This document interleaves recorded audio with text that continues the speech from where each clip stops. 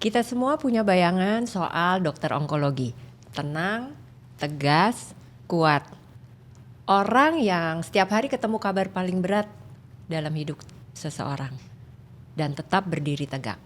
Tapi hari ini saya nggak mau ngobrol sama dokternya. Saya mau ngobrol sama manusianya. Karena di balik jas putih seorang dokter, ada manusia yang ikut deg-degan, ikut lega, dan kadang ikut hancur hatinya. Cuma jarang ada yang nanya, dan mereka pun jarang nunjukin. Selamat datang di Pink Story lembar ke-26. Di balik jas putih, yang dokter onkologi rasain, tapi gak pernah ditunjukin. Hari ini, saya ditemani dua orang yang sudah puluhan tahun mendampingi ribuan perempuan melewati kanker payudara. Dr. Denny Joko Purwanto dan Dr. Jeffrey Beta Tenggara.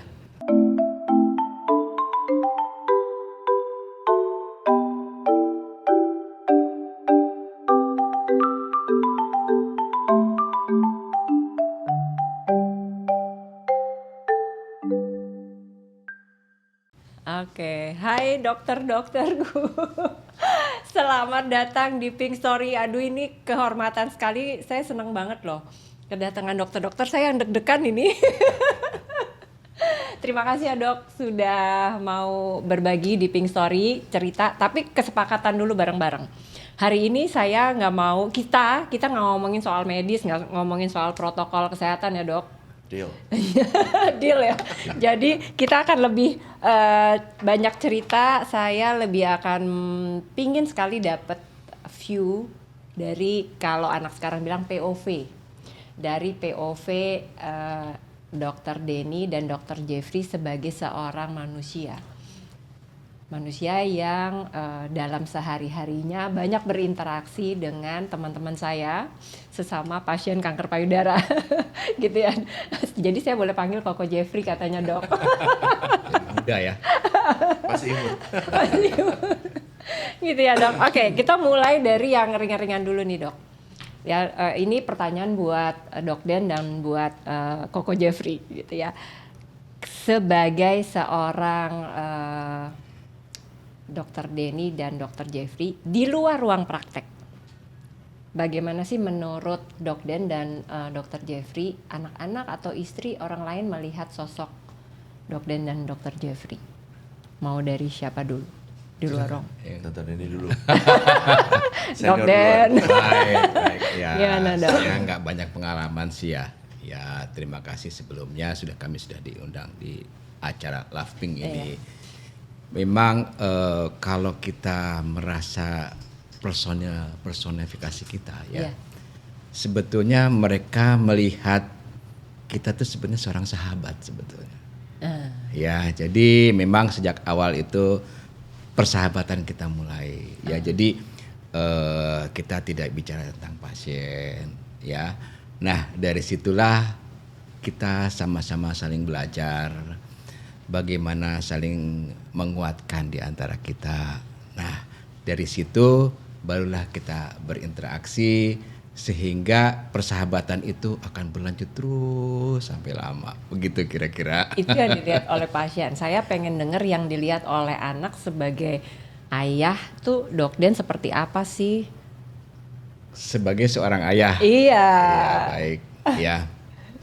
Memang kalau saya sebagai seorang ayah, kemudian mungkin ya istri kita atau anak perempuan kita gitu ya. Nah, memang kita belajar tentang kekuatan dari seorang wanita. Baik itu dia mungkin istri, anak perempuan, nenek, tante kita gitu ya. Kita belajar tentang bagaimana mereka itu hidup dengan rasa syukur yang kuat. Ya. Kemudian perjuangan mereka, kekuatan mereka. Mereka kuat bukan hanya tidak menyerah, tapi kekuatan mereka itu karena terus berani melangkah maju. itulah yang kita pelajari. Ya, saya sebagai mungkin seorang ayah, mungkin seorang suami, Iya. mungkin saya seorang cucunya, Iya. atau keponakannya, atau pamannya. Demikian kira-kira. Oke, satu kata nih Dok, masih penasaran. Betul. Kalau seorang anaknya Dok Den tuh biasanya suka komentarin Dok Den tuh gimana sih? Ayah nih gini, begini, ayah nih begitu gitu.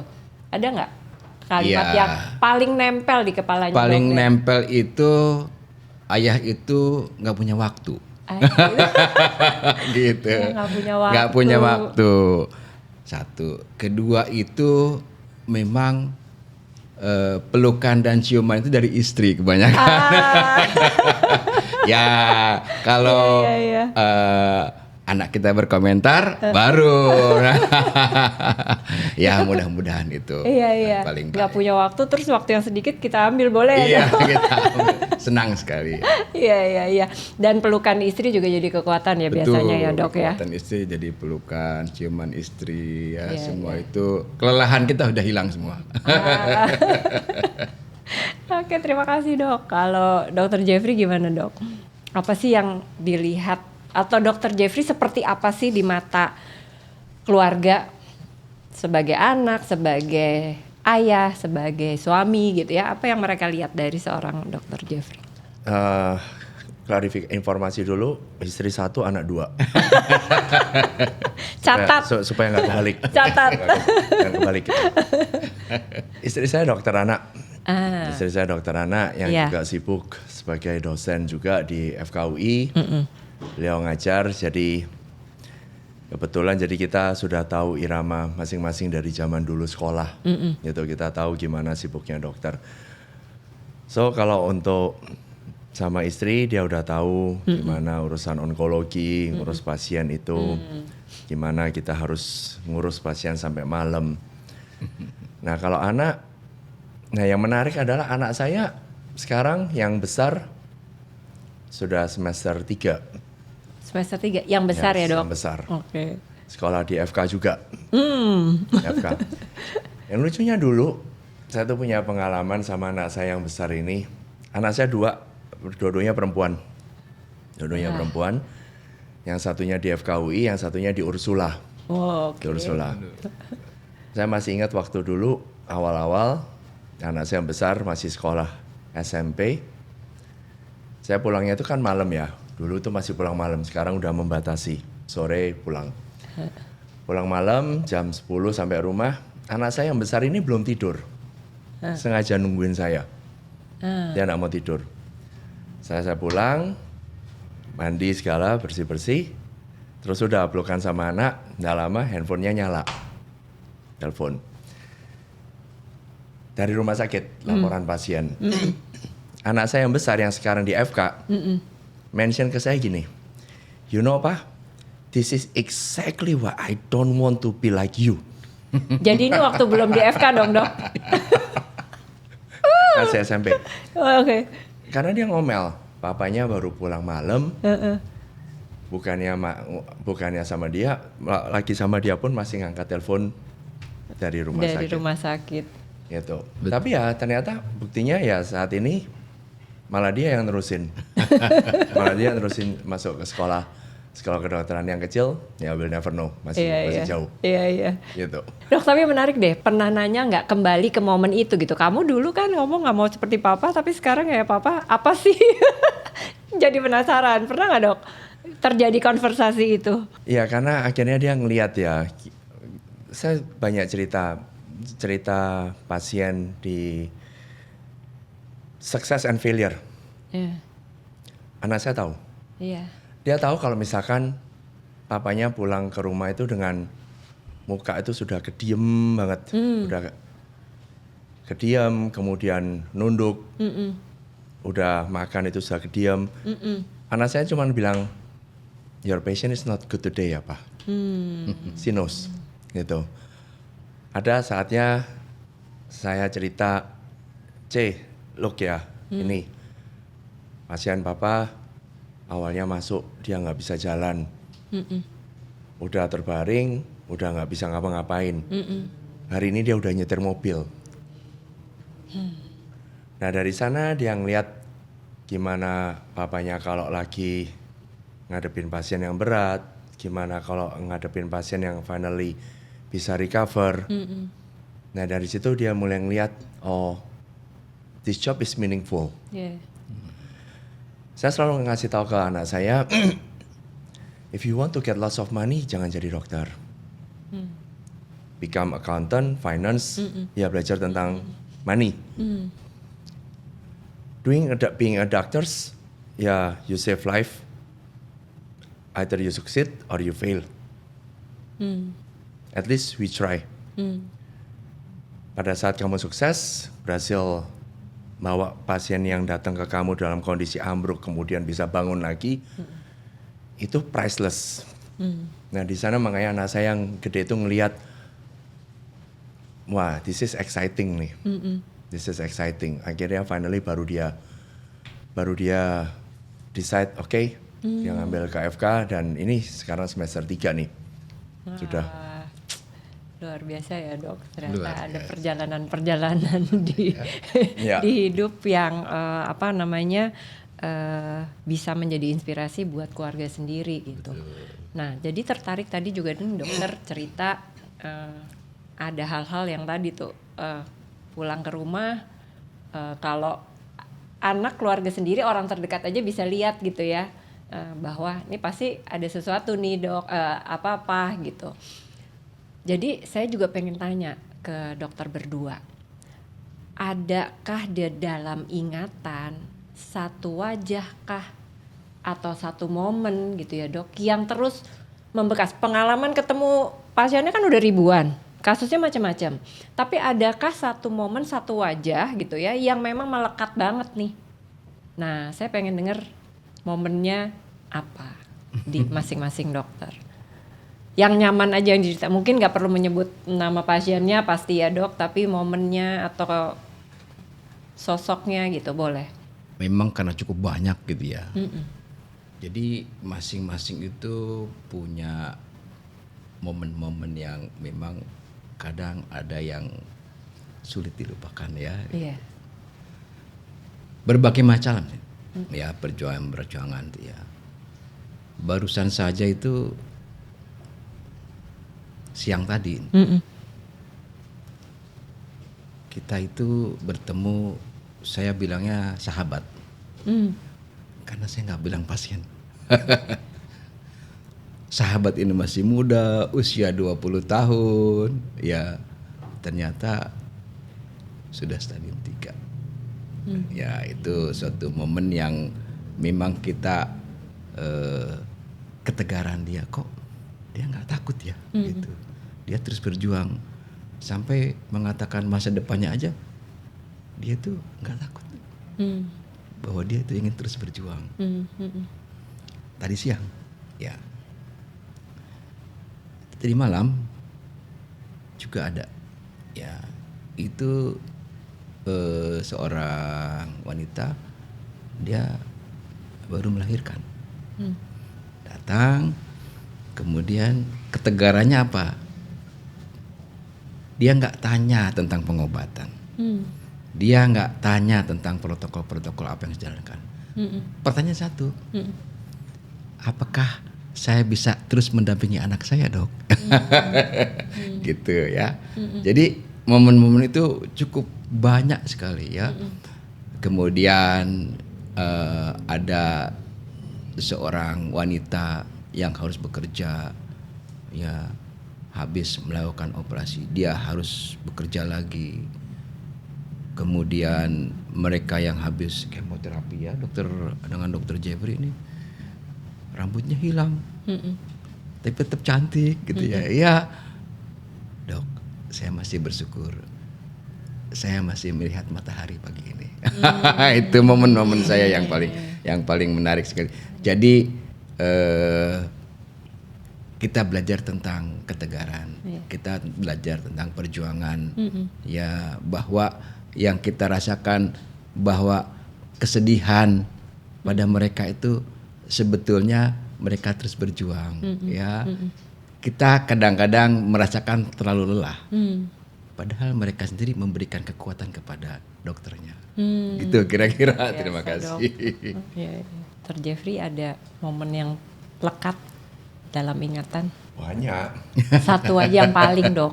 Banyak pasti kan ya. Iya. Dan semua kan pasti punya kesan Pasti, ya. masing-masing. Satu yang paling lekat, Dok. Satu yang paling bekas sampai sekarang ya, ini pelajaran banget buat saya. Ini kejadian waktu saya baru awal-awal lulus sebagai dokter onkologi. Itu sekitar 15 tahun yang lalu lah. Saya pertama kali baru lulus. Masih strict kita ya, ngikutin strict by the rules gitu ya. Iya. Pengobatan, treatment segala macam. Di sini saya belajar gimana dunia kedokteran itu evolve, berubah itu sangat cepat. Saya masih ingat 15 tahun yang lalu. Pasien seorang wanita 30 something, anaknya masih kecil, kanker payudara. Jenisnya itu kita masih sebut sebagai, kalau teman-teman di sini laping kan rata-rata kanker payudara. Iya. Itu masih tipe hormon. Hormonal positif. Hormonnya IR 1%, PR 1%. By definition, ini hormon positif grupnya. Saya ikut follow by the rules. Kemo dulu. Setelah selesai kemo, operasi. Dokter Denny yang operasi, sudah ngangkat. Kemudian, by the rules, setelah kemo, operasi, kasih obat anti hormon. Setelah kemo, operasi, kita pasien clear. Happy. Anak masih kecil, masih pasangan muda, anak satu orang, pasien happy, dokter happy. 3 bulan kontrol, 1 bulan, 2 bulan, 3 bulan. Mulai muncul keluhan sakit-sakit pinggang. Keluhan sakit-sakit pinggang. Begitu saya ngeliat gitu, udah ada yang langsung nggak enak. Feelingnya udah something wrong nih. Ada yang nggak pas nih. Oke, do PET scan.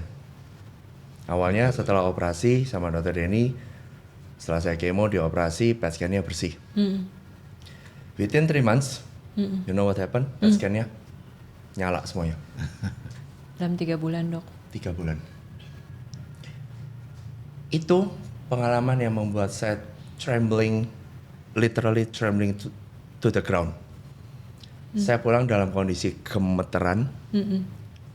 Pada saat kayak gitu saya selalu mikir, what did I do wrong ya? What did I do wrong?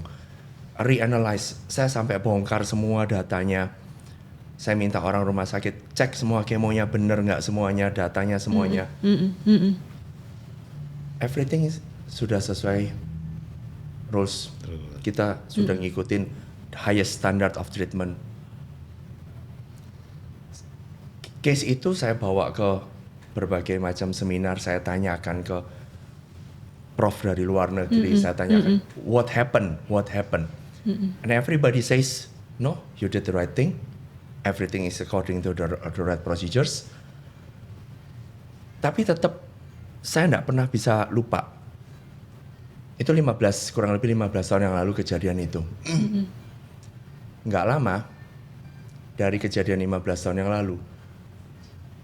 Ternyata saya tahu setelah itu kurang lebih beberapa tahun kita mengenal grup baru yang namanya low ER. Jadi low ER adalah kondisi di mana pasien dengan kanker payudara tipe hormon, tetapi perilaku dari kanker ini mirip seperti triple negatif. Oh. Yang tidak respon sama sekali dengan obat hormon. Grup ini mulai muncul publikasinya kurang lebih 5 tahun setelah kejadian itu. Dan selama 5 tahun itu I keep asking, apa ini? Iya. Apa ini? Kok ada kasus kayak gini? I keep asking everyone. Mulai muncul publikasi. Awalnya dari ESMO, Eropa. Mulai keluar publikasi awal. Satu keluar. Mulai muncul report. Ternyata di seluruh dunia menghadapi, bukan cuma saya sendiri. kasus ini mulai muncul. Kasus yang sama. Direportkan bahwa ada certain type of hormonal breast cancer yang memiliki behavior seperti triple negatif. Yeah. Finally I can rest. Yeah. Setelah saya dapat jawabannya, finally I can rest. I know now. Yeah. Gitu. Itu buat saya unforgettable moments. Pada bayangkan awalnya kita everybody was so happy, patient was happy, doctors happy, everybody is happy. 3 bulan flip. Itu kejadian waktu itu pertama kali anak saya mulai mention something wrong with your patient ya Pak. Saya masih ingat itu saya pulang di rumah, saya duduk di tangga. Di rumah saya tangga 1 ke tangga 2, saya cuma duduk dan saya cuma gemeteran. Di situ anak saya bisa ngeliat pertama kali something wrong with your patient ya Pak. Itu saya tidak pernah lupa. Dan ya tapi pengalaman-pengalaman gini itu yang membuat kita jadi we become a better doctor. Iya. Banyak hal yang berubah. Medicine keeps improve, makin baik. Kondisi pasien itu makin individual, sama-sama tipe hormonal, tetapi kita tahu tipe hormonal ini perilakunya seperti ini, tipe yang ini perilakunya seperti itu, which akan lead to completely different treatment. Iya. Dok, pernah nangis nggak sih di depan pasien? Atau mungkin pas pasien keluar dari ruangan? Atau mungkin didiemin aja menahan rasa itu? Di rumah beberapa kali gitu. Tentu saya nggak mungkin kalau di depan pasien di rumah sakit we have to keep professional. Nggak bisa kita. Tapi ada kondisi ngobatin pasien kanker ini kita nggak cuma ngobatin pasien. We become family lah. Literally we become family dengan their family. Beda sama kalau kita cuma ngobatin orang batuk pilek lah ya, batuk pilek, tifus, 1 week that's it. Iya. Ini panjang. Ini panjang. Artinya kita jadi keluarga. Dan semua ya Dok. Yes. Benar. Pada saat kita sudah melakukan semuanya by the books gitu ya. Tetapi tetap ada hasil yang nggak sesuai ekspektasi kita. It hurts, really. Gitu, really hurts. Pada saat kita sudah expect result will be good lah. Kita bisa ngomong ke patient, don't worry, ini jenis nggak terlalu susah. Ini, tapi sometimes in minor cases, tetap hasil itu bisa nggak sesuai dengan ekspektasi kita. It hurts, really. Dok Dan pernah? Ya sebetulnya sih memang setiap saat selalu begitu ya. Tapi memang kita selalu harus menampilkan senyuman. Itulah yang membuat sahabat-sahabat kita tuh merasa nyaman. Dan memang kalau kita memikirkan secara empati bahwa saya bilang kepada pasien itu, saya tidak bicara sains ya. Saya bicara sains nanti saya di bidang ilmiah bersama teman sejawat ya. Kalau boleh saya nanti menulis bagaimana pengalaman-pengalaman pengobatan dan treatment-treatment yang kita lakukan. Tapi ini kita bicara tentang empati kepada pasien. Kemudian saya bilang kita selalu berdoa ya. Nanti kita sama-sama berdoa, ibu beserta keluarga berdoa ya. Dan kemudian saya selalu menampilkan bahwa apa yang harus dilakukan tuh mari kita sama-sama belajar. Karena sahabat kita juga harus pinter. Dia harus belajar, saya berikan kadang-kadang saya berikan link-link jurnalnya ya. Mereka senang sekali belajar ya. Apalagi kalau saya provokasi dengan AI, senang sekali mereka. Jadi ya setelah merasa dekat ya, mereka yakin bahwa inilah saya mendapatkan sahabat baru. Nah, sehingga rasa sedihnya itu akan hilang dan beralih menjadi semangat. Ya gitu Nah kira-kira. Dok Den kan nih ngadepin sahabat-sahabat yang udah banyak banget ya, ribuan. Apa yang berubah dalam cara memandang hidup Dok Den? Kalau mesti membandingkan antara dulu nih, ada bedanya nggak? Dulu pertama kali di meja operasi pertama kali gitu ya, sama sekarang. Ya, Bedanya gimana Dok? kekuatan Kekuatan ya. gimana maksudnya? Jadi memang sekarang itu lebih tenang tentu, ya, karena semua itu keberhasilan kita itu bukan apa-apa. Satu itu adalah dari Tuhan, kedua usaha pasien. Nah, kita hanya membantu. Nah, dengan begitulah terdapat ketenangan. Dulu tuh kalau operasi tuh, waduh hebat-hebat ya. Apa senangnya tuh yang sulit gitu ya. Sekarang berlari. Bagaimana saya memberikan suatu treatment yang sederhana, yang minimal, tapi hasilnya maksimal. Itu Sudah sampai di tahap pergeserannya itu ya Dok. ya terhadap kebijakan. Dulu saya Kebijaksanaan kalau itu gitu iya, ya. Wise-nya beda dulu ya Dok. saya kalau dapat tumbang-tumbang yang besar tuh, wah, saya langsung rekonstruksi ya. Tapi saya sekarang lebih bijaksana lagi. What next? Ya, bahwa yang penting itu quality of life. Ya, saya bilang dulu sama Dr. Jeffrey kita obatin dulu yuk. Kita ngeajukan dulu ya. Itu. Apa sih Dok yang mau dicari? Sebetulnya quality of life, ya hidup yang panjang, yang berkah gitu ya. Sehingga kami juga mendapatkan terapi-terapinya lebih mudah, lebih minimal dan punya kualitas hidup yang lebih baik. Itulah saya bekerja sama dengan Dr. Jeffrey dulu tuh. Wah, kalau operasi hebat-hebat ya. Sekarang minimal tapi hasilnya maksimal ya. Ya, kita mempertahankan jaringan, mempertahankan organ. Bukan itu maksudnya.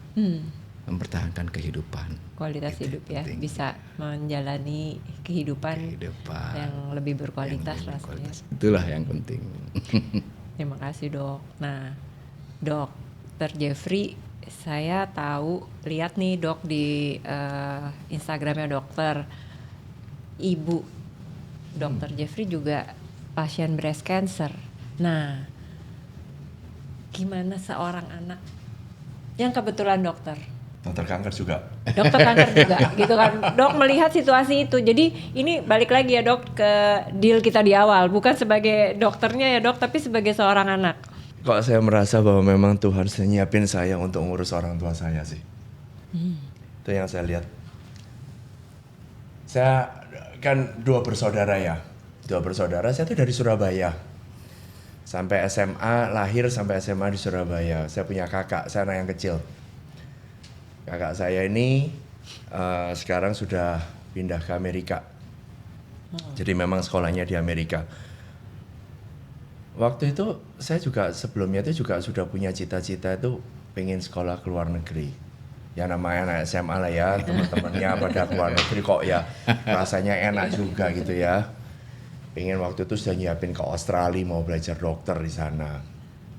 Cuman terus kena Krismon 98. Udah nggak kuat lah papa saya bayarin. Dolar harganya 17.000 waktu itu dari 2.500 ya. Iya. Gitu. Betul. Nggak kuat. Akhirnya pindah haluan. Pindah haluan, saya masuk ke 98 tuh saya masuk ke FKUI itu, pindah Jakarta.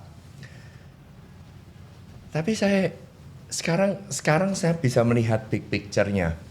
Tuhan naruh saya di sini tuh sama itu sesuai jalannya. Papa mama saya sekarang kan berdua udah tua ya, umur 77 tahun. Di Surabaya tinggalnya masih. Kalau waktu itu kakak saya ke Amerika, terus saya akhirnya ke Australia. Nah yang ngurus mereka ya siapa?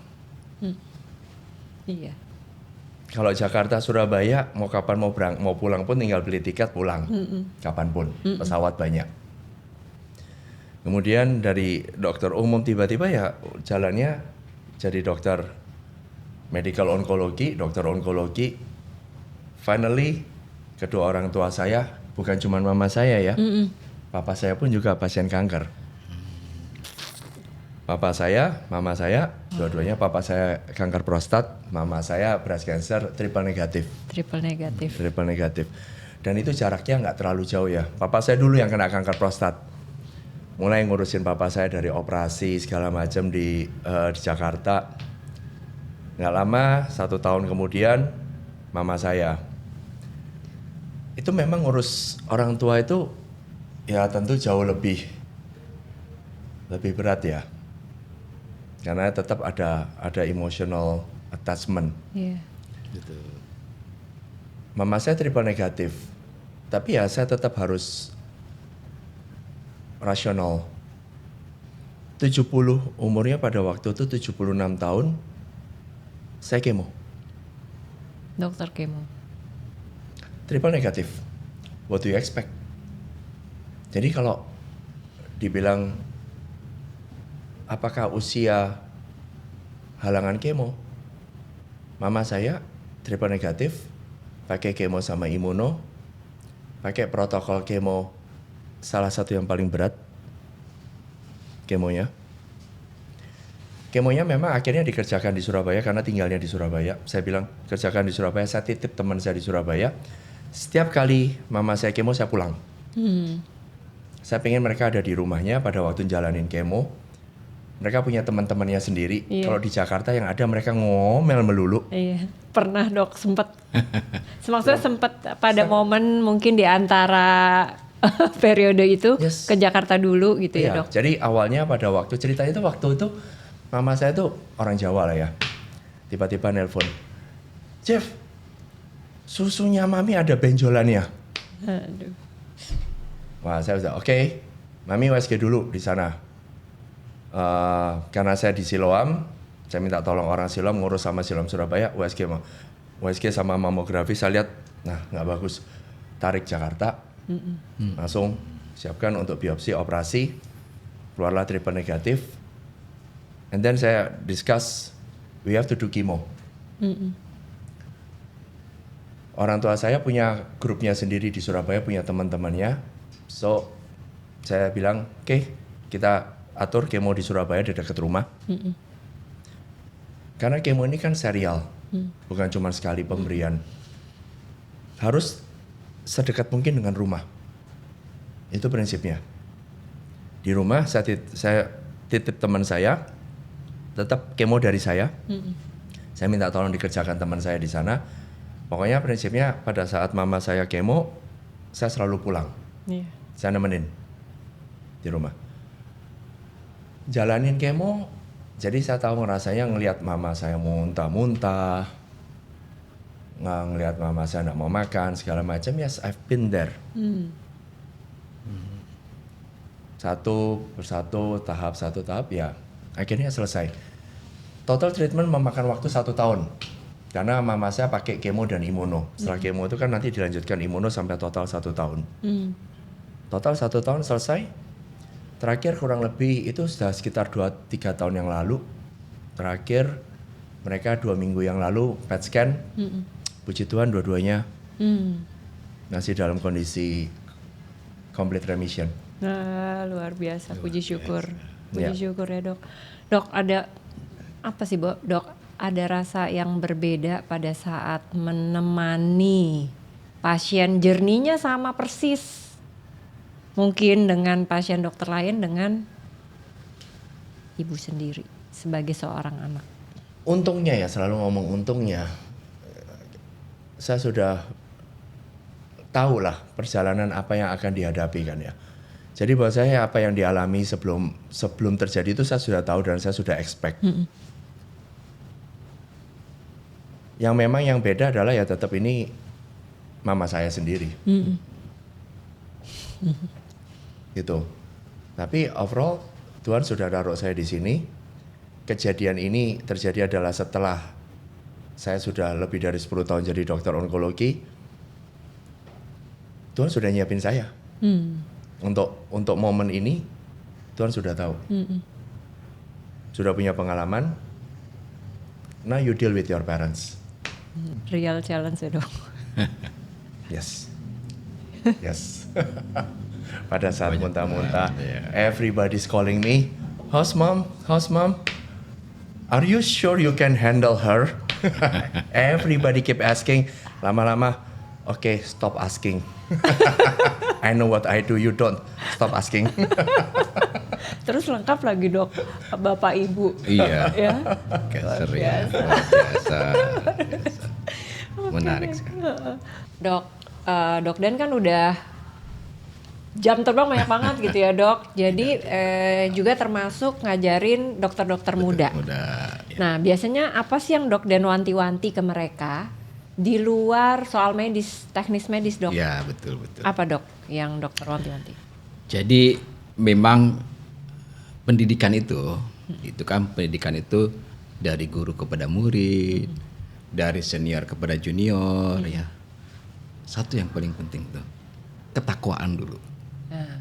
Bahwa kita akan mendidik dan melatih siapapun dia, apakah dia seorang dokter, apakah seorang perawat, apakah dia seorang farmasis ataupun profesi lain, bahwa satu adalah bahwa kita menginginkan manusia yang bertakwa.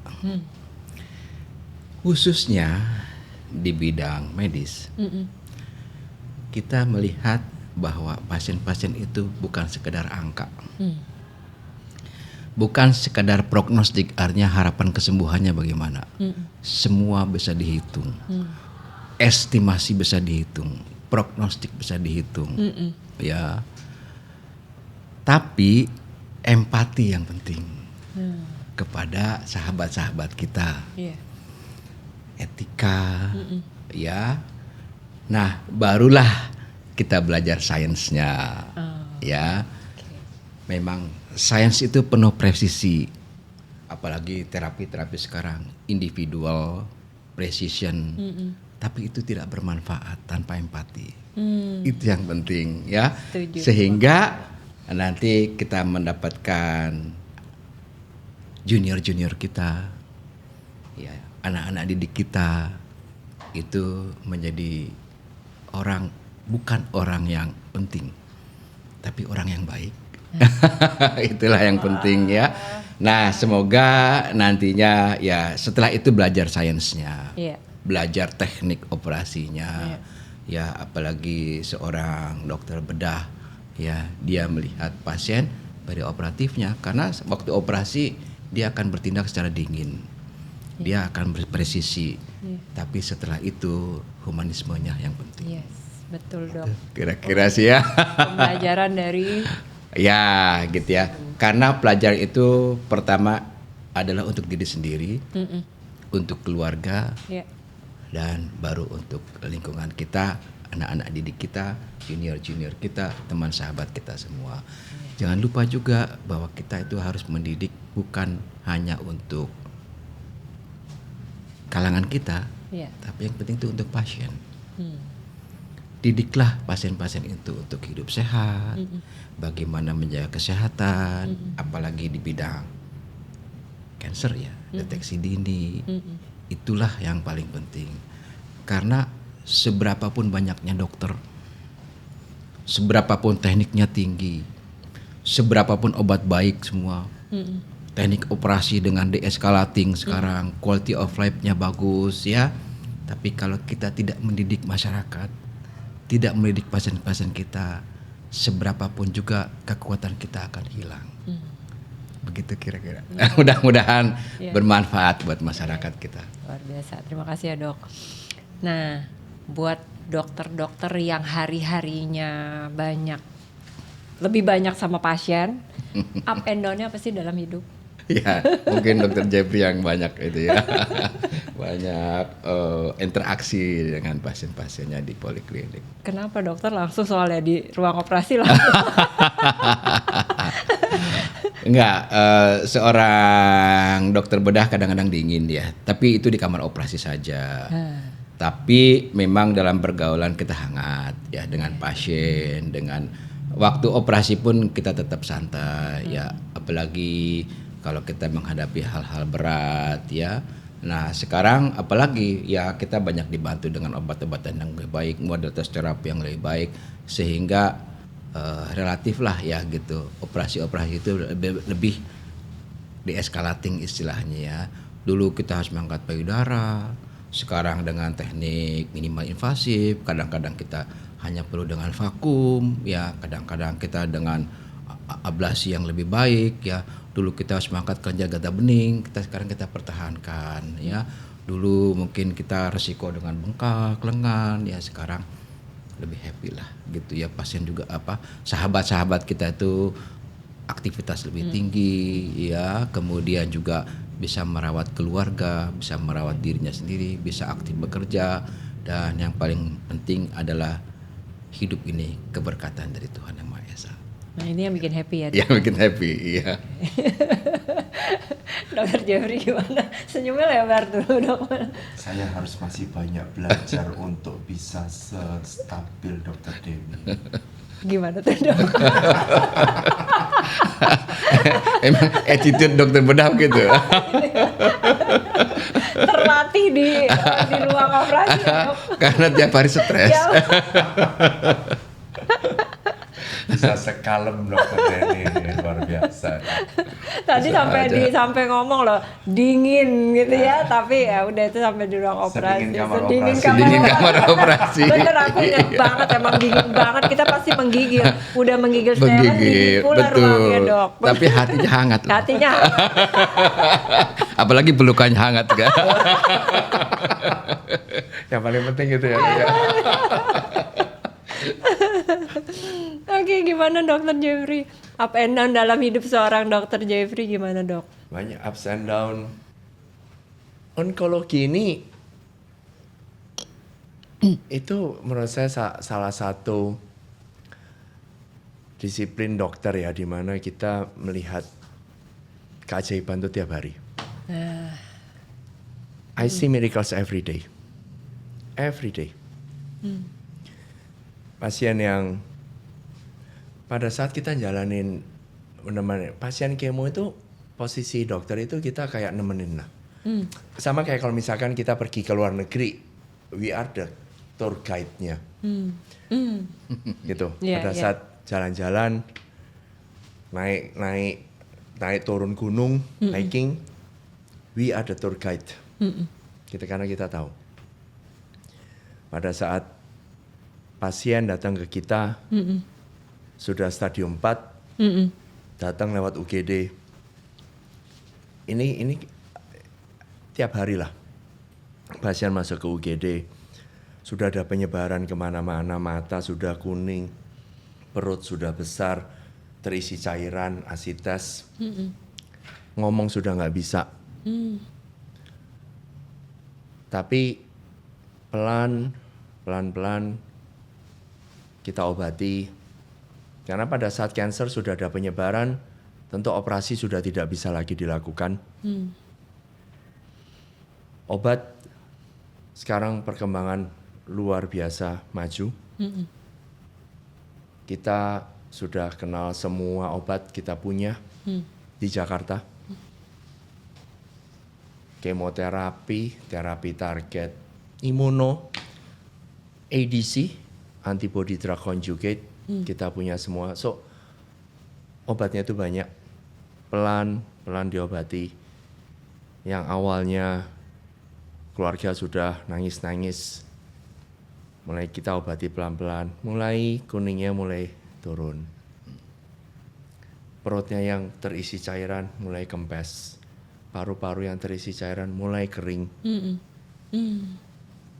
Mulai buka mata. Mulai buka mata, mulai lepas selang ventilator dan mulai bicara. Bisa meluk anaknya lagi, bisa meluk suaminya lagi, bisa keluar dari ICU, bisa keluar dari rumah sakit, bisa nganterin anaknya wisuda. Aduh. Kita nggak tahu umur orang berapa lama.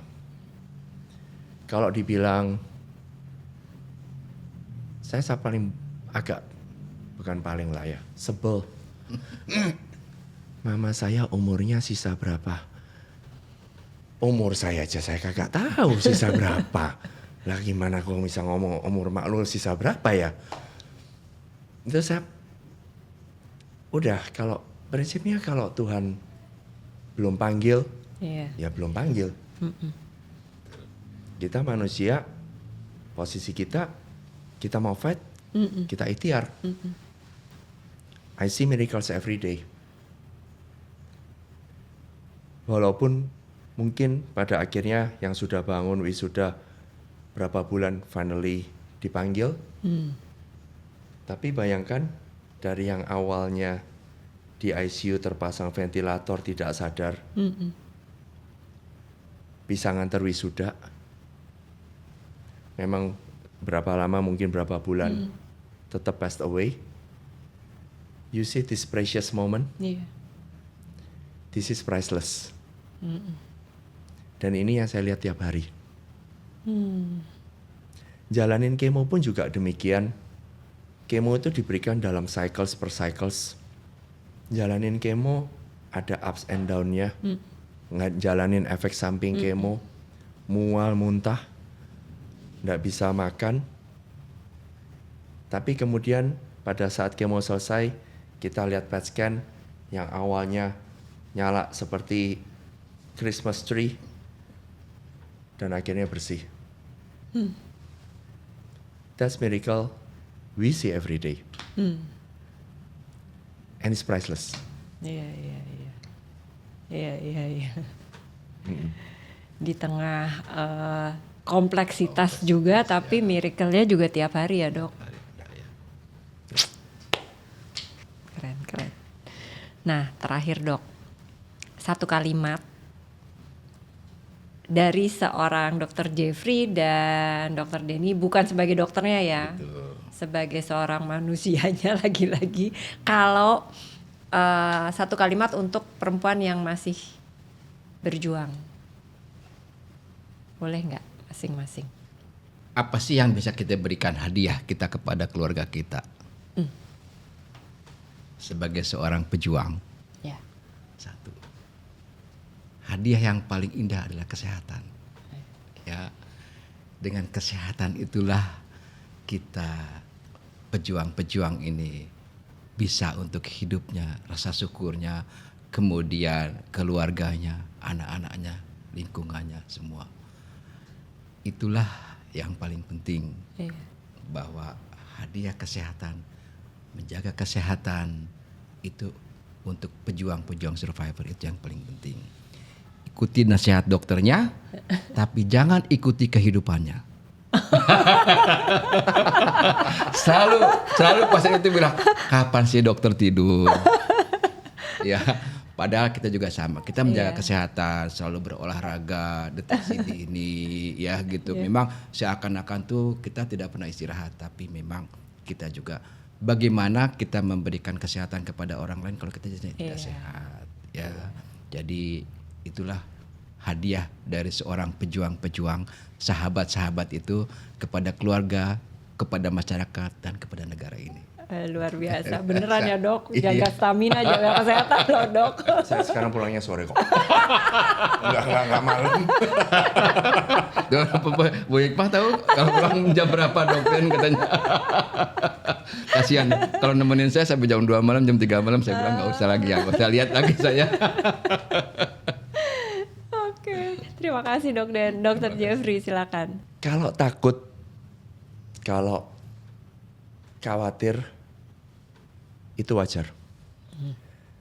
Nggak ada orang yang dibilang kanker, disuruh jalanin kemo, disuruh operasi, dan dengan gagah berani dari awal langsung, saya siap.